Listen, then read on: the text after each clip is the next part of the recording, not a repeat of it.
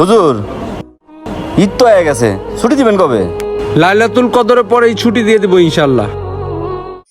শোন, কালকের থেকে তো ঈদের ছুটি পড়ে যাইব। এক এক করে তো সবাই বাড়িতে চলে দেব।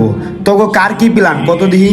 ভাই মাদ্রাসা অনেক দিন পর বন্ধ পাইতাছি, যাইয়া মনে কর অনেক ঘোরাঘুরি করবো।